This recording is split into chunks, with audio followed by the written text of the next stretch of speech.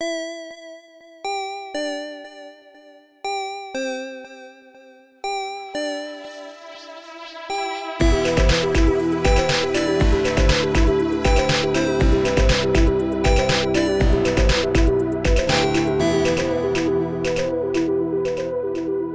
hey, everybody. Welcome back. Hello. Good to be back. I know, right? I think we should also take a moment to mention that in the interim of taking a break from Coin, we have a new person sitting physically at the table with us. Yeah. Yeah. Welcome in here. Thanks. I can reach across and high five. I'm not gonna, That's but I not can. true. You don't have the reach for that angle. Oh, barely. I don't know that I'd call that a high five. Yeah, that was kind of fingertips. It was four. Yeah. It was a high 4 fingertips. Yeah, That counts. that's fair. Like, if you guys were the Wonder Twins, your powers would have activated. Yeah. It's enough for that. Exactly. Well, as it is the beginning of a new month, we would like to take a moment to thank all of the patrons who joined us in the month of November. James Bricknell, Little Gnome, Wolverine Cannon, highly effective D&D weapon, Oh my God. C-Mac, Amber Nicole, Sam Pines, Stephen Long, Lexi, with an exclamation point, John Kahi, Ben Hart, Taiki Hayato, Caden Wisecap, Brew, Robin Fuller, Kristen Johnson, Carrie Yonita, JT Guest, Amalamadan. I'm confusing myself with how many additional AMs are in there. Amalamadan, Chris Jensen, and Paul Newman Lover. I love all of them. Right? So thank you for joining us on Patreon this month, and thank you to all of our patrons who join us every month. If you would like to join our Patreon, you can head over to patreon.com/thecritshow. Tiers start at just $1, and that gets you access to our Discord server. If you are a new or a old patron who has not gotten on the Discord server, I have gotten some emails every now and then about where do you find that code. Check your junk mail when you sign up for Patreon, because usually those emails go straight into your junk. But in that first email that you get, it will have the link on there to join the Discord server. And oh boy, I highly recommend you do. We had a happy hour the other night that lasted till like 4:30 in the morning. Yep. We have a happy hour channel where everybody just hangs out and chats on Friday night and has a drink and plays some games, and it was a wild night. I had to just close out of it at one point, or else I just would have never went to bed. I wanted to tell you about that too. You left to uproarious laughter because it was just, we were in the middle of a sentence. There is a quick dead pause and she just goes, "Okay, bye," and is gone. And everyone just started cackling. It was so beautiful. One of the other things that happened with the Patreon recently, we have started playing some video one-shots when we hit certain milestones. And we unlocked one of those the other day. We have the patrons submit a bunch of games that they'd like to see us play. We narrow that down into a list of games that we have ideas to run. And then from that list, we let the patrons vote. And the voting ended on Saturday. And we will be playing a game of Threadbare run by Tass. I am so excited for the costumes. Oh boy. I'm so excited that I don't know that I'll have to make a costume. Well, you got to do something. Oh, I'm going to do something. I had to wear a robe, and that wasn't nothing. So you've got to, I don't know, just put like a big sock on or something. I'm just going to glue Legos to myself. Jake, that wasn't just your weekend robe? They don't gots to know about that. Weekend robe is Jake's little secret. Yes, last time we played Sexy Battle Wizards, and everybody went all out with the costume. So I don't imagine it will be different this time. I am already planning, and I don't even know what my character is going to be. Yeah, me too. Also, over this last weekend, Nix has relaunched our merch store. So you can head over to thecritshowpodcast.com/merch. We have all kinds of new stuff. We have Damien merch. We have new art that is based off of tarot cards. We've got new hoodies. Some of the stuff on there I didn't even know she was putting on there. It was very exciting.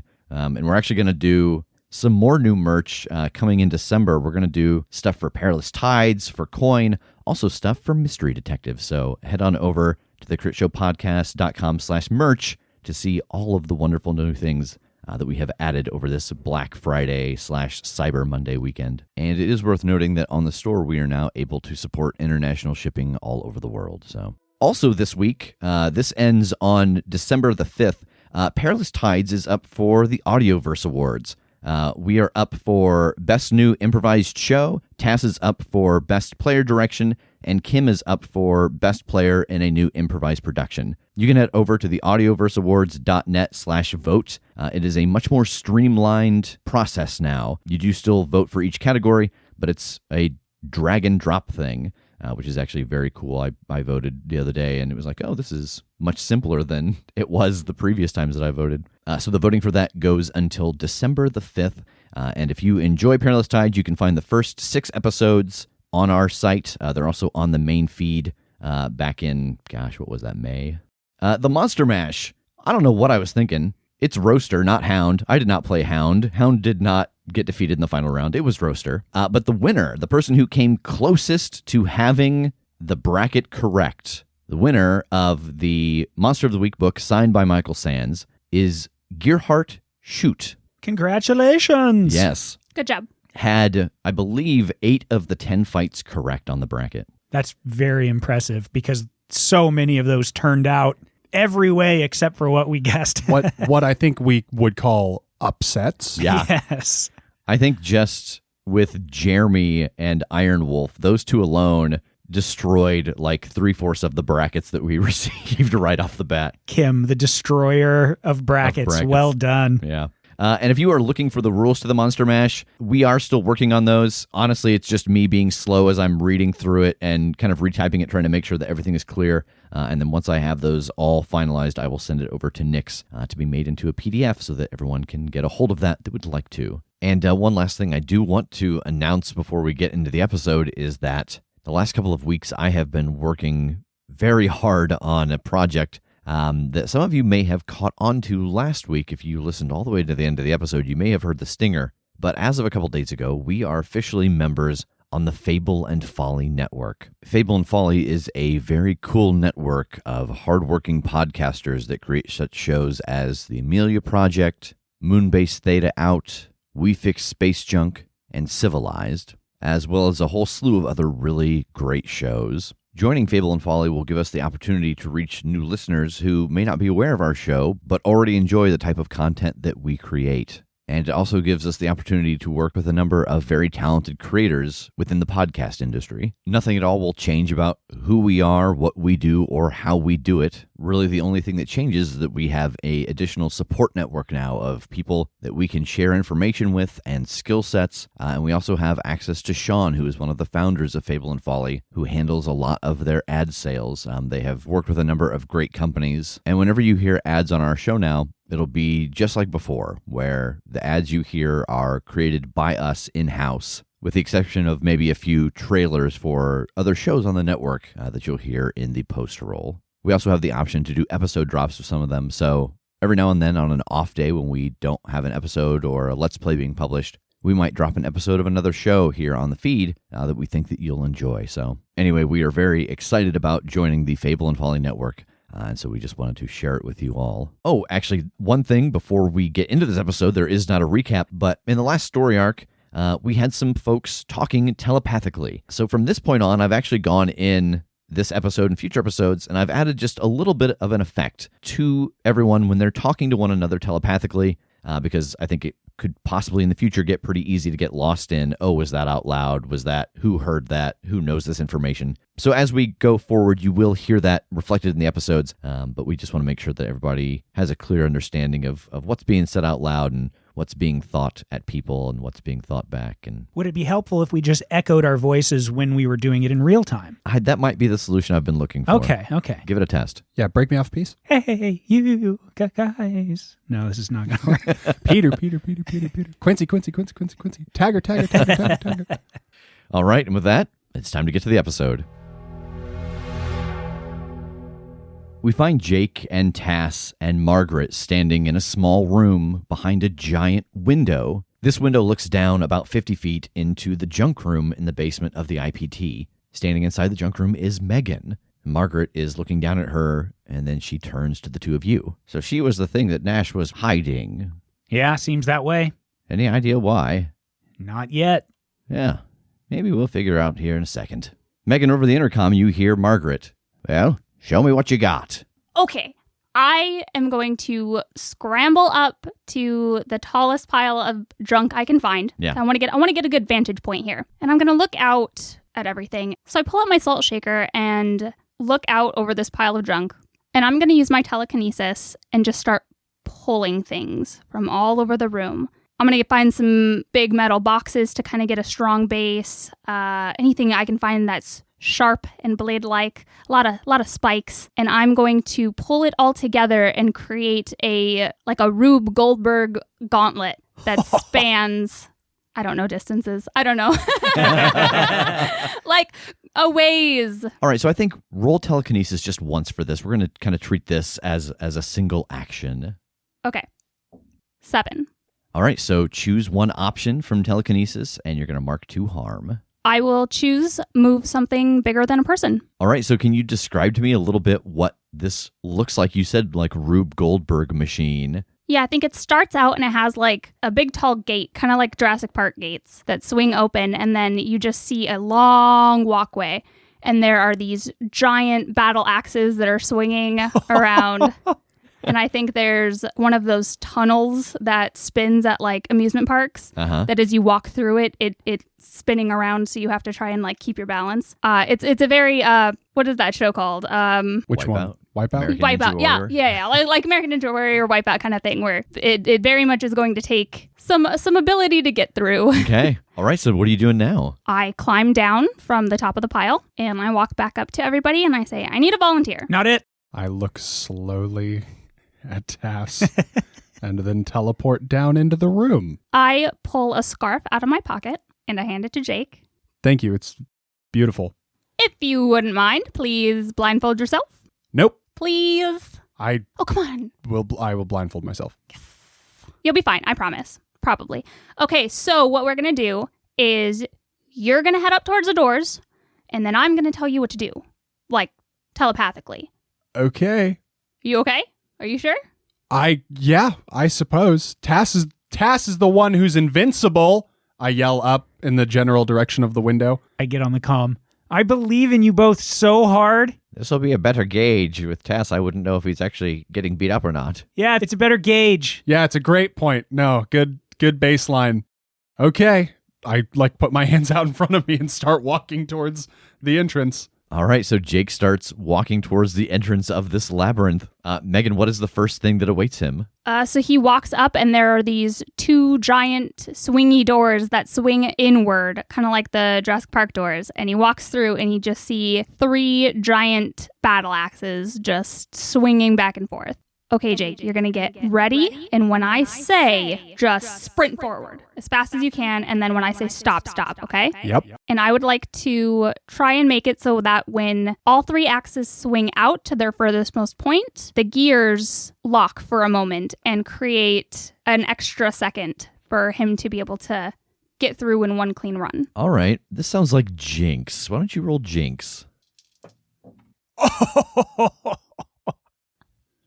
That's a 4. I don't know that. All right, so Jake is primed and ready for your instruction. When I think everything's in place, I say, okay, run now. All right, Jake, roll act under pressure. Yeah! That's a 10. So Jake dives forward through these swinging axes and makes it to the other side. Wow, that worked great. Yep, cool. Okay, you made it past the first one. We're doing great. Okay. What's waiting for him next? So next are the chompers. And what are the chompers? The chompers are 2 sets of walls that are covered in spikes that slam together, and the spikes interlock, and then they open back up. And they're one set, and then there's another set, so they're on a little bit of a delay. Okay. So Jake, you take a couple steps forward and you hear these huge metal slams kind of rhythmically. Is this open top enough? Was I able to get a clear view of this before I came down? Oh yeah, you watched everything fly from its different parts of the room to assemble into this gauntlet, for sure. So I have a general idea of what hell I'm about to walk into. Yeah. Cool. I start sweating profusely. Yeah, and I think I would like to try and make it so that these walls, as they're slamming together, something comes just off a little bit on the tracks, and there's this kind of grinding noise as they pull apart from each other. All right, roll Jinx. 11. All right, so you get a hold 2. I will spend 1 to interfere and to cause this grinding noise when these walls pull apart from each other. Oh, so like you're slowing down the pull apart. Yeah. And I will reach out telepathically and say, okay, Jake, I want you to run forward when you hear the grinding noise. You hear that grinding noise? Yes, I do. Okay, wait for it to come around again. As soon as you hear it, run forward. Okay. And you hear the slam, and then you hear the slow grinding noise. I will run through. All right. I don't think there's a role for this. We're kind of flavoring Jinx a little bit to have the labyrinth be the creature that's being interfered with, but I think that simply interfering with one of the points of Jinx stops these from slamming back together until you have gotten through. So what's next? So next is a very deep pit full of brightly colored balls. Go on. And I say, okay, Jake, you're going to have to be very careful here. But your mission, should you choose to accept it, and you already have, you're going to step forward and you're going to fall into a pit of balls. It's okay. They're going to cushion your fall. You'll be all right. But I just need you to put your arms out in front of you and slowly walk forward. So I just fall. Well, you jump into a pit. Okay. I do. I jump into the pit. And there is no danger here. I just thought everybody would appreciate watching this. Now what? Just put your arms out in front of you and just swim your way forward. I casually, quote unquote, accidentally lean on the button as I talk to Margaret. Oh God, I don't think he's going to make it. I start scrambling across the ball pit. There is no threat here, so there is no roll. As he climbs out the other side, I say, oh man, you did so good. What was the point of that one? You don't want to know right now, but you made it through. I promise. Oh my God. You're okay. You're okay. You did it. So what is the final thing Jake finds waiting for him? Well, I tell him to go ahead and take his blindfold off. I do. And he sees a maze of mirrors and like plexiglass, so he can kind of see where he needs to get at the other end, but it's very obviously a maze. And I tell him, all right, you just got to make it through the maze, and I'm going to try and help you out as much as possible by making it easier for you to navigate. Okay. This one seems pretty all right. And as he steps through the first part, the floor starts moving underneath him. Hold on now. Is this on purpose? Is this a good thing or a bad thing? You notice that it's starting to move you towards a pretty jagged shard of glass. Okay. You just got to try and follow the floor. It's going to move underneath you, but just don't run into any mirrors. I start trying to navigate my way through the maze. All right, Jake, roll read a bad situation. And I will give him a +1 forward on this with that hold from my last roll. How do you give him this +1?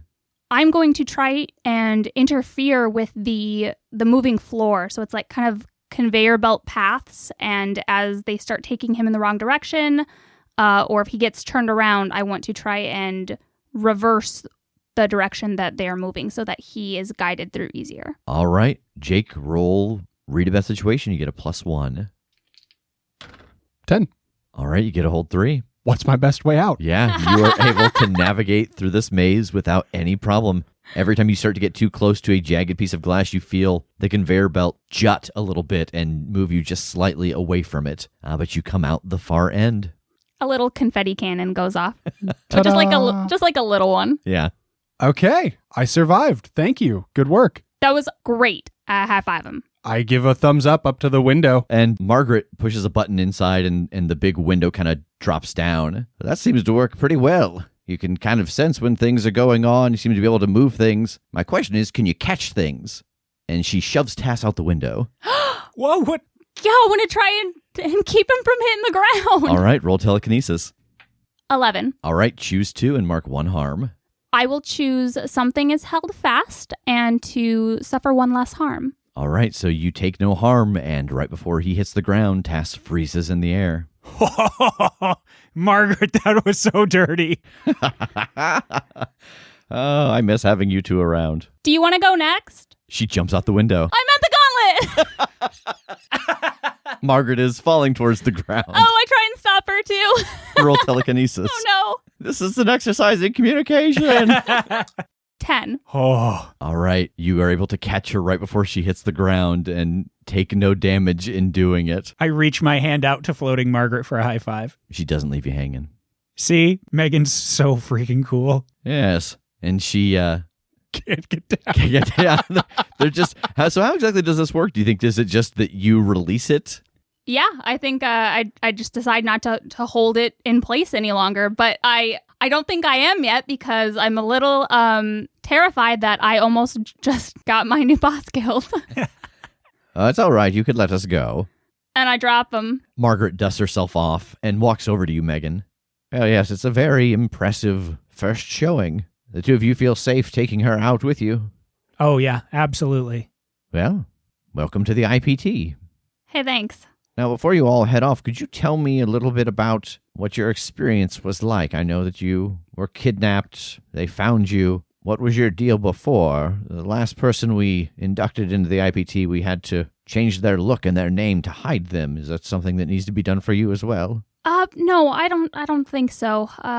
I'm pretty sure I'm not being looked for. I left home a while ago, and I've just been traveling around trying to do some research. I guess it was apparently 6 months ago. But yeah, I decided I needed to get a better control of these abilities and just went out in search of whatever information I could find. Yeah, that's kind of a big one, too, that we haven't gotten to, but it was Eston that took her 6 months ago. Eston from Hawaii. Yep. Eston that you all killed at least a year ago. Yep. Now, that's interesting. Isn't it just? My theory is it's a different world one. It's one from somewhere else that Nash pulled through. I mean, we've already seen another one just like that. Like, he's working with multiple of them anyway. Where were you when you were kidnapped? Were you in Hawaii? No, Ireland, actually. I got a lead. There was this lady who maybe knew some stuff, and I was trying to get a hold of her, but she would not speak to me. And I had planned on going back the next day to try and get her to have a conversation with me, and I got chased by these things, and that's it. Lady in Ireland. What was her name? And she pulls out her phone and starts typing. Siobhan Doherty. Pretty sure that's what it was. Small little building up on top of a hill. Yeah. She wouldn't let me in, but that's kind of the terrain. And did you go missing in the middle of the night near a pub? Yeah, I was staying pretty close to there. How did you know that? Well, and she turns and she holds the phone towards you, and there's some really simple notes scribbled out on a piece of paper. It's a photo. Everett and Jingles went and took care of all of Siobhan's effects. It seems that she noticed you went missing and had written some notes down about trying to find you. Her effects? Yes, a few months back, Siobhan died, saving our team here.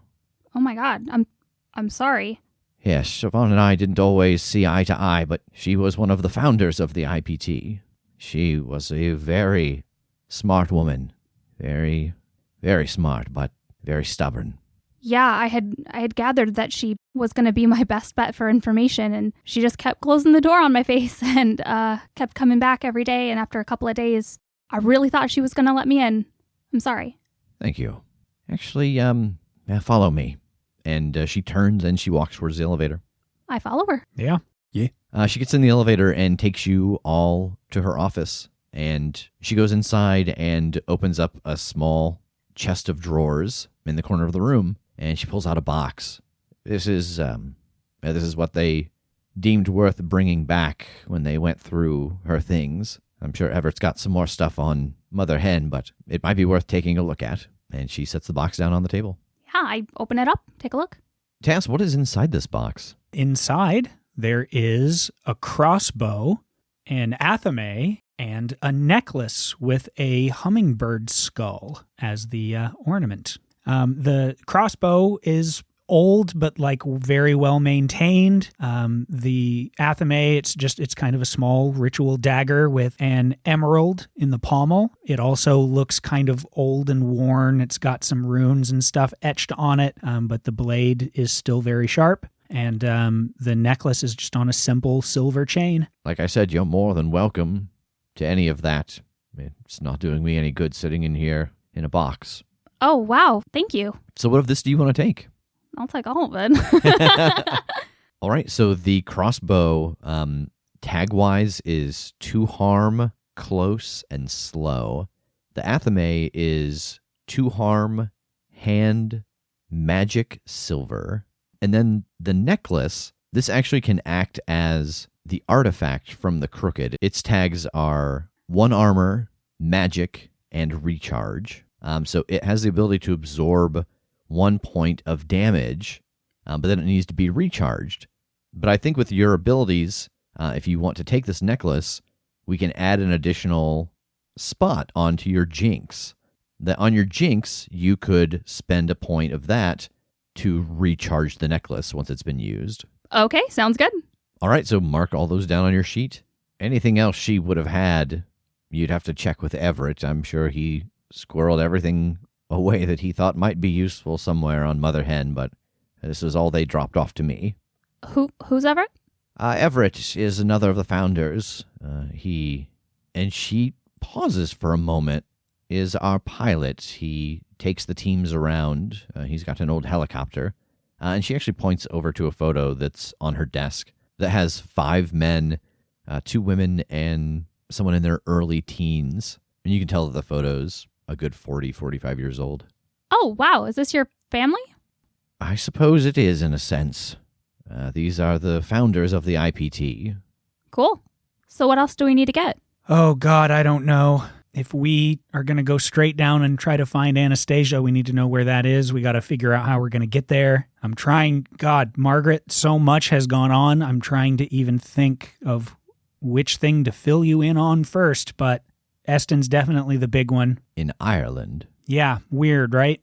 Like they were hunting her down for a reason. I mean, there's the chance that it's the simple reason of somehow they spotted her and what she can do and we're trying to get rid of a potential threat, but that just seems too loose to be why, not in the world we live in. Yeah, it seems like you've got a couple different threads to run down. Ugh, yeah, always.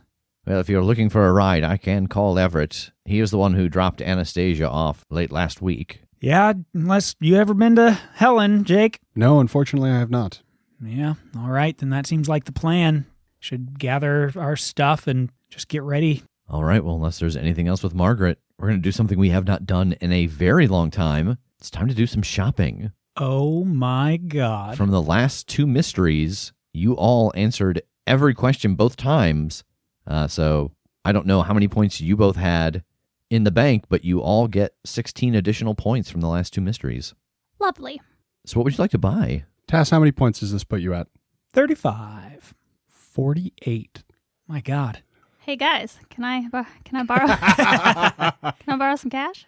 Honestly, that's something that occurred to me thinking about Eston's stuff. If for whatever reason he is after you, I think I would want to look for something compact, but like a smaller version of the light rifle that I used to have. Since I know that they're, very powerful against ghouls, I thought I'd ask, what would it be for a smaller, not quite as powerful, a handgun version? Yeah, how much did your light rifle shotgun cost? So that was 5 total. It was 4 because the shotgun setting for it was 4 damage, and then the adjustable tag. So that let me do a smaller amount of damage, but at range on a single target. So yeah, I would think that if you want to get a handgun version of the light rifle, that we could say it does 2 damage, that is that, again, just light, and that would cost 3 gear points. Okay, I think I would get one of those as a gift for Megan. Aw, thanks. Oh, you're welcome. And you know what? Just because I think I want to get some night vision goggles too. I can think of a few times where something like that would have been handy. So yeah, if that just applies to the sort of tactical gear section. Yeah, so that'll be 2 points. Very cool. I see Jake calculating still. Megan, what would you like to buy?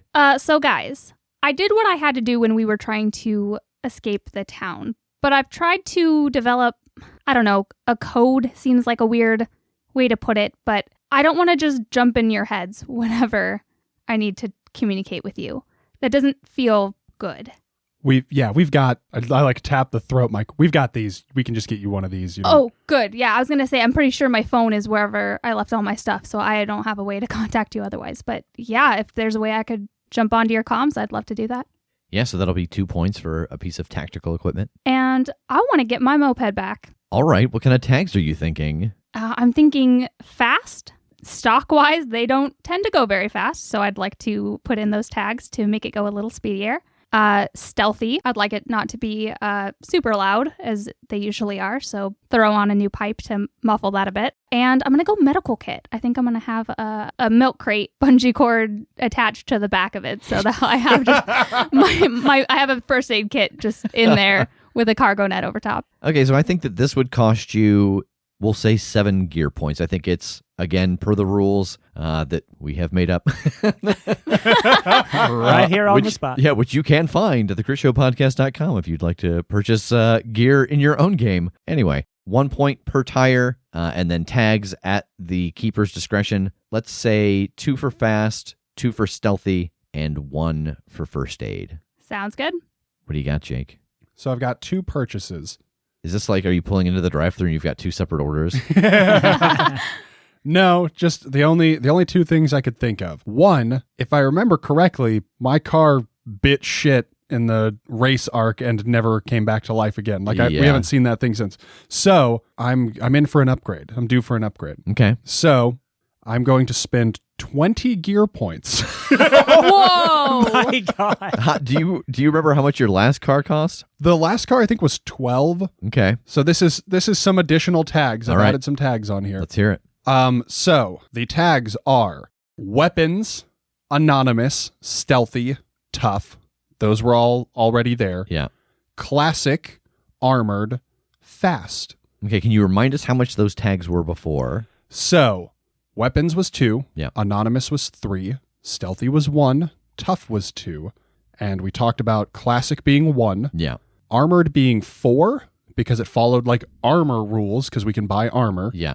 And fast being 3. Yes, that sounds good. So a grand total of 20. And this car is a 1969 Boss 429 Mustang in Raven Black. This is the car that John Wick drives. Oh. That's a very good car. Yeah. So almost all of the pros of the Charger, except this is a 2-door. So somebody's going to have to move a seat and get into the back manually. I know. I have to admit, while I am a fan of the Charger, my heart does flutter a little that you're switching over to a Mustang. Yeah.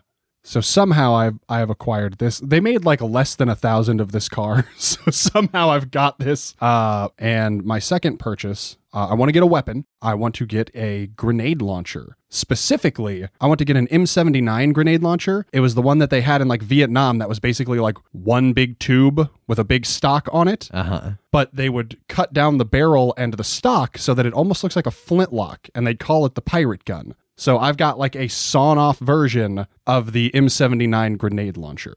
All right, how much damage does that do? Because the grenade launcher is in the book. Yes, it exists in the book. So the tags for the grenade launcher in the book are 4 harm, far, area, messy, loud, reload. And I want to add 1 tag to it. I want to add fire. I imagine this thing shoots incendiary rounds. Okay.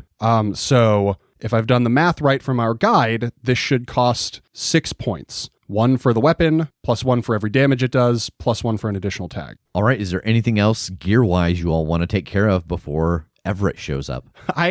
There's not one I want to take care of. There's something I have to take care of. I no longer have a place to store a flaming sword. Oh, right, without your pocket. Yeah, my pocket. Without my pocket. So I need to figure out a solution for that. I have an idea. Let me know if it's okay. Once upon a time, Strom gave us her inventory list on paper. So what I want to do is pull out that list and see if there's something in there. It's kind of hard to imagine that it would be like an extant scabbard that is the right size and everything, but maybe she's just got the material, some kind of hide of a creature that's fireproof or something enchanted, whatever, that I could create a scabbard for my flaming sword with. Okay. Yeah, I don't think there's anything on this list that sticks out, but I think that you could absolutely go and talk to Strom and she could solve this problem for you. Okay. Then yeah, that is something I will have to pop out and do before we go along with Everett. All right. Jake, you appear at the foot of the steps for the high-rise in Chicago. I walk up to the doorman and say, "She should be." And he opens the door. Yeah, I'll head up. Yeah, you get up to the top floor and Strom is there waiting. Good afternoon. Well, how are you? I am well. How are you? Oh, it was a very good turnout for the Monster Mesh. I got some wonderful items. Oh, yeah? Who won? It was Spark, the cadre of electric gremlins that operated a big suit of armor. Really? It was quite the upset, I will admit. I would have never seen that coming, huh? Yes, which means that I made a good deal of profit. Well, I'm happy to hear it. I do have a request. There is an item that I want. I'm curious if you could provide something along these lines. I hold out the burning sword, ever present. I need a way to carry this in a moderately less conspicuous and dangerous manner.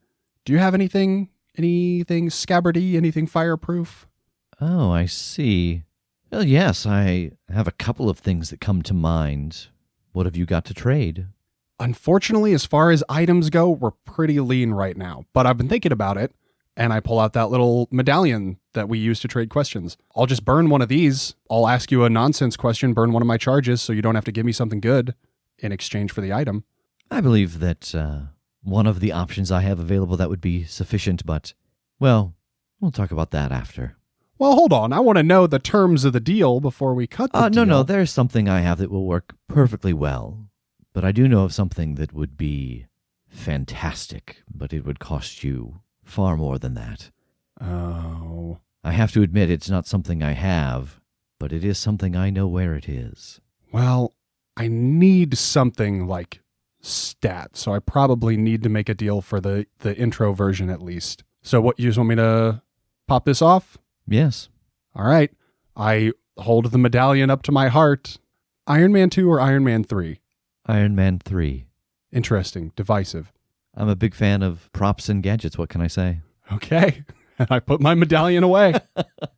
She goes back through the door that you know that you cannot pass through, and she comes back a few moments later, and she has a pretty thick-looking red blanket. I believe if you sew the two sides of this together, put a strap across it, it will work perfectly fine. This blanket dampens all fire and heat that it comes across. That will do. I'll take it. Here you go. But what's the way better thing? She looks at you for a moment, then smiles. There was a frost giant once who wielded a beautiful sword. The sword itself was destroyed, but the frost-emitting sheath was not. I believe it's called the Sheath of Jotun, and I know where it's located. But it is a powerful artifact. Combined with what you wield, it would be quite a sight. Boy, that sounds super cool. Doesn't it? Why is it so powerful other than just, serving the purpose that this blanket will serve? Because it can be activated to spew forth the frosts of Jotunheim. That is really cool. She smiles and nods, and then pulls the coin from her own pocket and holds it up to her chest. Oh dear. How did you bring back the gods? We unmade death. Interesting. And she puts the coin back in her pocket. Maybe sometime I'll use another to find out how. But the simple knowledge that he is not in play, that could be useful. You know, Strom, we end up here pretty much every time I come and talk to you, but I'm going to hit it again because you've got that look in your eye again. Exercise caution. Just because Koshay's gone, the other gods are back and they're back on their grind and shit. So I'm sure you've got ideas spinning through your head, but just be careful, all right? There's always a consequence that you can't foresee. Oh, as someone who cheated death thousands of years ago, I'm well aware of some of the consequences. And she indicates towards the elevator. Take care. I'm sure we'll be seeing you again before we expect it. Yes. Good luck with whatever it is I can't imagine that you're planning to do. I give finger guns as the elevator doors close. All right, so we are back at the IPT on the roof as Mother Hen lands. The back hatch drops open, and out walks Everett. So I hear you all need a ride. Yes, indeed we do. How are you, bud? Oh, keeping busy. Hello. Well, how are you? I'm good. You must be Everett. I am. If I was to guess, you must be Megan. Correct. Well, nice to meet you, Megan. Nice to meet you, too. Well, she's not much, but she'll get you where we're going. She's gorgeous. He kind of puffs up just a little bit. Yeah, that she is. I heard from Margaret that you might want to take a look through the rest of Siobhan's things. I got them on here somewhere. Oh, yeah. Definitely. Well, daylight's burning, boys. Let's roll, fly, float, zoom, It's a helicopter. It flies. fly. Fly's good. So you all climb inside of Mother Hen, and Everett shuts the hatch. And as you walk by a metal door, he indicates to it, there's a table in there. What we found at Siobhan's place that I didn't give to Margaret, sitting on the table. I don't know if it'll be any use to you, but you're more than welcome to paw through it. Yeah, I want to take a look. Yeah, you look over the table, and there's a backpack there that you recognize. My backpack! She had your stuff? Yeah, that's my backpack. And I rush over and I open it up and start taking a look through. Yeah, all the stuff that you had when you were snatched is in there. It seems that when she went looking for you, she at least found your stuff. Oh my God, I can't believe she got my stuff. And I look for my phone right away. Yeah, it's in there. It's dead, but it's in there. I put it in my pocket. And yeah, I think I just start pulling out a notebook and a couple of other books that I had gathered. That's lucky. That's awesome. Yeah, I mean, I never even got to talk to her, really. But she went and found my stuff. They were, by all accounts, an amazing crew. I didn't get to meet her either. But, I mean, they came out of retirement and came to save us. We would be in a bad spot without them. I think it makes sense if, especially if you think she was warming up to you and then you just suddenly didn't come back. Yeah, I imagine she would have went to try to find you. I think I just kind of hold the hummingbird skull necklace a little bit. And I mean, she took care of my stuff, so I guess it makes sense that I could take care of hers. And with that, Mother Hen roars to life and takes off into the sky. Is there anything else that you all want to get done on the trip to Georgia? I need to turn this into a scabbard. I've got the old singer sitting in front of me, sewing this thing up. Absolutely, Everett has a sewing machine on Mother Hen. I mean, I know how to sew, so I could definitely aid with that. Yeah, I won't say no to help. So what does the finished product look like? So it is a back scabbard or a back sheath, like left hip to right shoulder, and there's got to be some kind of structure to it. So I think like the skeleton of this thing is leather, but it is lined inside and out with this blanket so that, it will fully contain the heat from the inside and the outside, but it's got enough structure to hold the sword and like keep its shape. And then it's got a cross chest strap that I think I have to modify to hold the grenade launcher now. The pirate gun follows lengthwise the chest strap and just kind of hangs almost from that same shoulder that the sword comes up over down across the front of my body. It's a good thing that we have this sheath now so you don't have a conspicuous weapon. It's not about it being conspicuous. Like the sword's going to be, I'm wearing a sword no matter what, it's conspicuous. The question is it on fire perpetually?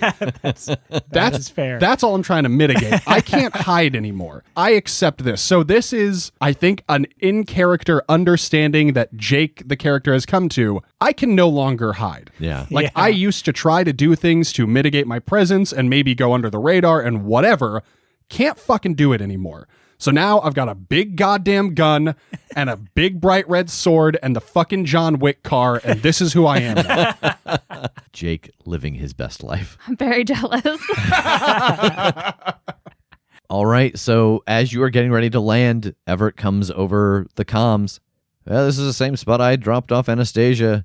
There was just word that some children were gone missing, enough that I got her concerned, and so she wanted to come down here and see what was going on. It's a little tourist town of a thing. Maybe 500 people live there. So a couple kids gone missing, especially this time of year. Sure didn't go unnoticed. So do we have like a current dossier? Any details with names or anything? No, unfortunately, anything we had, Anastasia took with her. Oh, shit. Okay. Well, I guess we just got to kind of dive in and ask around. I mean, hopefully she made enough of a presence to have been noticed by somebody there too, so we can track her and the kids. Oh, yeah, that's a good point. In case we get split up, what does she look like? I don't know who we're looking for. Well, most of the time she's invisible. Oh. Yeah, that was a big hope. Oh, hopefully she made enough of an impact for our most invisible infiltratee comrade. She's an older woman, gray hair, a decent number of guns on her person, usually a bit scarred up. Okay, good start. May appear out of nowhere from having been invisible. Oh shit, she can like shapeshift too, can't she? So it really just anybody, just any old person could be her. Okay. I think if you hear a voice coming from nowhere, but it's like in your ear and not in your head, good chance that's her. If anyone tells you to press a button on a clicker and then you get shot with a sniper rifle, probably her. That could be her. Okay, so don't press the button. If just when we meet her, if she tells you to press any buttons, probably don't press the buttons. Okay, good to know. It sounded like you guys were starting to do your own rendition of, like, you might be a redneck, or here's your sign, the way you started to set up those. If you hear a voice that sounds like it's in your head, but not in your brain, It might be Anastasia. If you push the clicker on your garage door and get shot by a sniper rifle, it might be Anastasia. If you appear at the top of a building and get shot by a shotgun in the chest, By an invisible person. might be It Anastasia. might be Anastasia. I love this woman. Please, anybody listening, let me hear your best. It might be Anastasia tweets at the Crit Show, please. Wait, a sniper rifle? We're rescuing her, right? I mean, technically, I don't think we know that. We're finding out what happened to her. She may be exactly where she wants to be. She has a tendency, her job is usually to infiltrate something and kind of go undercover unseen. So maybe she just found a lead that she couldn't report back in on or something. We'll find out. All right, so he lands the helicopter and drops the back hatch open. And you can see pretty clearly, about 300 yards away, is the beginning of this small town through the trees. It looks like a replica of a Bavarian alpine snowy mountain town. There are candy cane streetlights. There are Christmas lights everywhere. There are cute little shops and cottages and tons of cars parked everywhere. You can see why he said this was a little tourist trap. There are tons of families here. You can smell all kinds of sweets in the air. You can hear music playing. Everett, did you accidentally fly us to the North Pole again? Nope. All right, let's see what we see. Thanks, Everett. Have a good flight. Yeah, and he closes the hatch and takes off into the air. So here the three of you stand outside of this small tourist trap of a town with its Christmas lights and festive music. Tass with a giant spear, Jake with a grenade launcher strapped to his chest, Megan blending in. God bless you. What's everybody doing? With a bird skull necklace That's just kind of goth. and a crossbow. Oh, that's fair. That's very Georgia. Would this be a good time for Destiny's Plaything to come into play? Absolutely. Does anyone else have any beginning of mystery moves? Nair. Okay, here we go. I'm trying a new die/dice. It's a die inside of another die. Boxcars. That is Wow. a Nice. 15. Wow. So, Tass, as you were looking out over this small town, again, your eyes go white, and the vision you see before you is a man stumbling down an alley, and he's dressed as Santa Claus, and he is holding his stomach. And as he holds his stomach, you hear this creaking sound as his bones start to move and shift. And when he turns around, he's wearing different clothes and looks like an old woman, and turns back out of the alley and goes back the way that they came. And I think the important detail to note here is that you have been around Anastasia before when she has changed her shape, and you did not hear that sound. Oh. Okay. I think kind of as usual, that clears and I'm bent over, like holding myself up at the knees and just breathing heavy. Oh, guys, I think there's another shapeshifter here. What? What? Are you okay? What happened? Yeah, I get these visions sometimes. Ever since I took the spear, I get them, and it kind of shows me images of what's ahead. There was something that changed its shape. It was one person, it made itself into another, and I could hear the bones moving and creaking, and like it's not what Anastasia does. So it's a different type of shapeshifter? Is this like the different types of ghouls you talked about? Maybe, yeah, probably. Well, what did it look like when you saw it? It went from Santa Claus to some old woman. Okay. Well, I mean, it's probably not one of those anymore, but at least we have maybe some descriptions to start throwing out, try to follow a trail. Works for me. How, let me think about how to phrase this. How do we enter this town without the National Guard showing up? How much of that red blanket do you have left? We could make you a Santa cloak. Why are you laughing? I'm serious. How much blanket do I have left, Game Master? Enough to make myself an entire Santa costume? Just a cloak. A sweet fireproof Santa. It's got to be fireproof. He goes in the chimney. Well, Yeah. he doesn't know if it's lit. I think that you would probably have enough to make a cloak that you could put over your shoulders and back and chest, just like a Lord of the Rings cloak. You know what I mean? Like no hood, but just a clasp at the neck, no arms. All right, that'll get me then. I'll just kind of haphazardly attach a clasp to this so that it can hang over my body in a festive way. I imagine you just pluck some pine cones out of a nearby pine tree and attach them where it meets your neck. Tass, your turn. Can we just grab some pine leaves and attach it to the tip of the spear so it looks like some sort of staff? I mean, this is very Christmas-esque.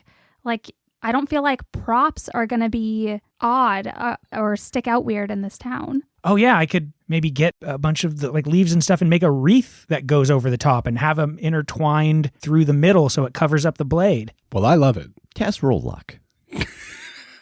That sounds right. Okay, that's an 8. So you can find enough stuff to create a wreath and hide the silver of the spear, but you don't imagine it's going to hold together very long, so it's probably something that will need to be redone daily. Okay. All right, so you are all here looking a little festive. Megan, is there anything that you're doing? I mean, I have this crossbow. That needs to be hidden. I don't know where to hide this thing. It's not going to fit in my backpack. The athame I can throw in there.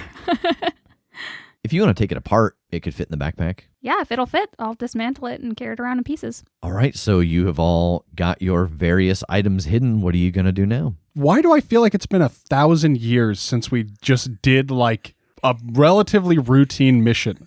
Why don't I remember how to do this job?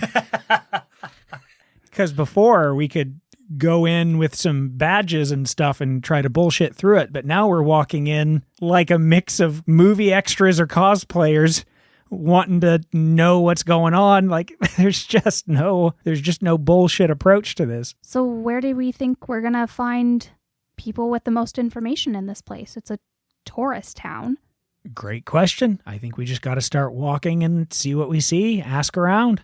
I suppose I'll just start leading us toward a, street, sidewalk, whatever, some logical way to proceed into the town here and walk the streets, keeping an eye out for something that seems useful. Yeah, as we're walking into this town, I want to just stop somebody. Just be like, excuse me, are you from here? No. Okay, yeah, I just got here. Have you, gotten a good look around yet? Oh, we just kind of started walking around, but we've been here before. Oh, great.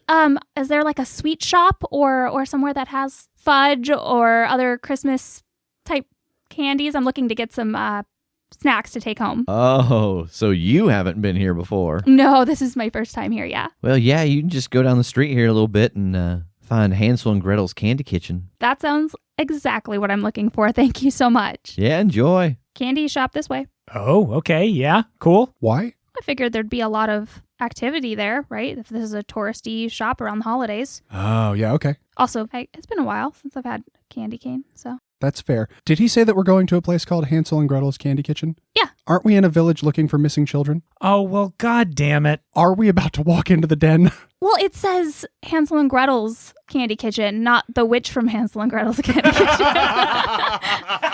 They were the good guys. You got me there. Let's go get us some fudge. All right, so the three of you head down the road a little bit and turn into Hansel and Gretel's Candy Kitchen.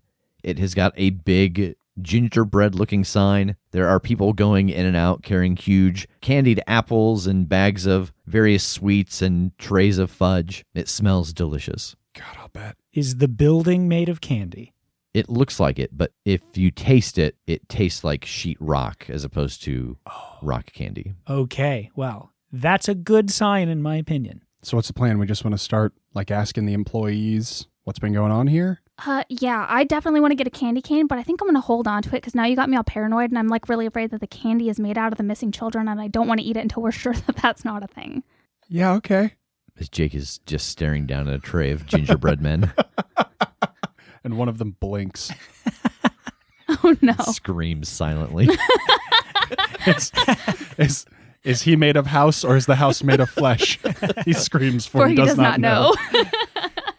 I'll probably actually stay outside when they go in and just kind of people watch. Okay. All right, I'll gather some miscellaneous sweets up and like get in line to check out. Yeah, you stand in line for maybe 12 minutes, and then you get to the front of the line. I hand Jake a candy cane and I say, "Can you get this for me?" And I'm going to leave and look for somebody else. Yeah, I think I try to strike up a conversation with the cashiers. I'm checking out like, man, this place is really neat. I've never been here before. Oh, yeah? Yeah, how long have you worked here? Oh, well, I inherited it from my father. Oh, you own this? Yeah. That's so cool. Yeah, it's, candy, people don't realize how much work it takes to make good quality, like fudge and stuff. It's a process. It's really an art. A lot of temperature, a lot of chemistry involved. I believe it was. So was the process passed down to you as well? Like, is this a... Oh, yeah. Wow, that's really interesting. When I was Googling this place, I read that like some kids have gone missing recently. Is that true? Really? Yeah, you don't know about that? No. I wonder if it's just like a weird online rumor mill thing. Does that ever happen here? Do people just like come up with rumors about your idyllic little village? Well, I mean, we get so many people in and out, especially this time of year. I mean, no, I haven't heard anything about anybody going missing. Well, that's good. I mean, yeah, that'd be really scary, but I'm not a little kid, so I'd probably be fine. Are there even like police here? Like, is there a law enforcement in this place? Oh, sure. Oh, really? Yeah. I mean, this many people coming in and out, you got to have folks to enforce the law. Yeah, I guess I just didn't know if it was just like, security guards or something like that. Yeah, I mean, we do hire more security come certain times of year, like now, for example. Oh, okay. So are most of the places in this village like inherited? Like, are there kind of a few families that run this place or something? Yeah, for the most part. Every now and then someone will decide that they want to get out and they'll sell to whoever's looking to do something like this. I mean, it's a lot of work. It's nice if you like people, and especially if you like, the holidays. Oktoberfest is huge here. Christmas is real big. But, I mean, any time of the year, people are stopping here to see the various sites. I'm sorry, I didn't catch your name yet. I'm Kyle. Nice to meet you. Nice to meet you. I'm Jake. Oh, nice to meet you, Jake. I'm excited to look around the rest of the place. Do you have any recommendations? Where should I head next? Well, it depends on what you're interested in. You want to see Santa? You want to get some food? You want to have a drink? You want to shop for some one-of-a-kind gifts for your friends and family? Point me to the best food in town. I'm a big fan of Big Daddy's Restaurant and Tavern. Doesn't sound nearly as thematically cohesive. Well, yeah, it kind of gives you a sense what happens when folks sell their spot and come in. It does have 2 G's, though. I don't know if that makes you feel any better. It doesn't. It makes me feel far worse, actually. But do they have like Spätzle? No. If you want some German food, you can go over to Bodensee. That's where I'm headed. Thanks a lot, Kyle. I'll see you around. Well, you have fun, Jake. Megan, so you said that you were going to wander off and find someone else. What are you doing? I want to look for somebody who works here and is going to be exposed to a lot of people throughout the day, but also might not care as much about the image of this place or this town and might be more willing to give up a little bit of information. Yeah, I really think at this place there's only one person you see stocking a shelf, but they are 16, 17 years old. What do they look like? They have long black hair, a nose ring, but they are also wearing a festive sweater and a pair of green jeans. Hi, what are you stocking there? Fudge. What kind? Well, it depends on what kind you want. We got chocolate here that usually sells out the fastest, that or the chocolate with the nuts. Yeah, none of that sounds really good, actually. Yeah, I agree. Yeah, you don't like fudge, but boy, fudge every day. Mm-mm. Yeah, can you even eat any of this stuff anymore? Not really. Yeah, that sucks. It's kind of stinks, like being in a place with like all this cool stuff, but then if it's just the thing that's every day, then it becomes less cool, I mean, does it at least only last around the holidays time? Do you get to like have a normal life the rest of the year, or is this kind of like the bullshit that they push year round? Oh, no, this is it. I mean, the flavors change a little bit from year to year. I'm going to have to start making some of them come next year. Awesome. So, yeah, what's that like to be here when all of this craziness is going on? I don't know how to describe it. What's it like to not be here? I mean, people get a little more intense around the holidays. I was hearing, some people talk up front about some missing kids or something. Like, is there a lot of crime around here during this time? No, not at all. I mean, I haven't seen anything. We had some break-ins. It's been a couple of years back, but I mean, they get a lot of people to come in and work extra security, but man, I feel like if any kids went missing, there's not a whole lot of people who live here, people who come visit. I feel like they'd make a big stink about it. I haven't heard about no kids going missing. Oh, shit. Break-ins, though, huh? What was stolen? Money. People used to leave money in their tills. Did this place get hit? Yeah, it was like, maybe 3 years ago, I think. This place got hit, and basically every place on this street, the candle shop and one of the, whatever the hell they sell now, wood toys. You know, every kid's favorite thing, wood toys. Yeah, that's really it, though. Like, people don't get as riled up. I mean, in October, like Oktoberfest, but that's extra security comes into town. But, I mean, people get drunk, they get loud, and usually everybody's in a good mood. I'm sure that there's some fights. I haven't been into the bars, and, Oktoberfest is a little quieter here in our store. But So is there anything in this town that's actually interesting and, like, worth checking out? God, no. Nothing at all. I mean, it's exactly what you see. It's a bunch of buildings built to look like a place that it's not. Shame. Yeah. What was your name? Kyle Jr. Kyle Jr., huh? Yeah. People Well- call me KJ. KJ, well, nice to meet you. Yeah, nice to meet you too. All right, well, I'll see you around. Thanks for the information. Yeah, no problem. So, Tass, out front, what are you doing? You'd mentioned that you were kind of people watching. Yeah, I think I'm just kind of tracking people as they go by, and I'm just being more hyper alert of other people watching. Like, I'm looking for people that might be glancing around in that way that I know is predatory. Beyond just who's the guy with the weird wreath staff or, things like that. Roll investigate a mystery. Oh, okay. That's an 8. All right, you get a hold 1. What's being concealed here? About a block down, you see someone in a Santa suit, and they stand up on a bench, and you can see that they sprint down an alley like they're chasing someone. It's hard to see because it is very crowded, but it's a pretty sudden movement in a bright color. I think I'm going to take off. All right, so you take off down the street in this direction.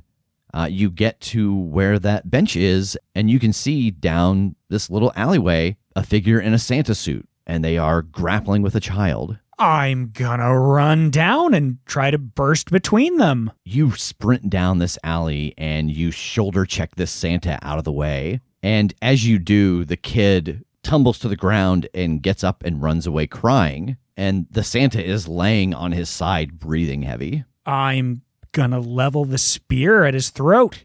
What the hell do you think you're doing?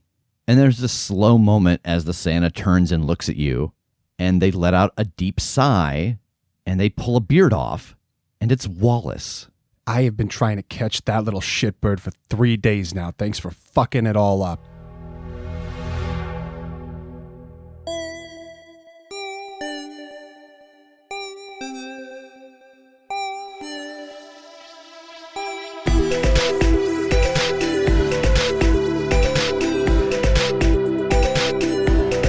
The Critshow is a Critshow Studios production, edited and produced by Brandon Wentz with music by Jake Purley. You can find more information about us at thecritshowpodcast.com. To keep up to date with upcoming live shows, contests, and other special events, follow us at The Crit Show on Facebook, Instagram, and Twitter. For even more weekly content, join us at patreon.com/thecritShow.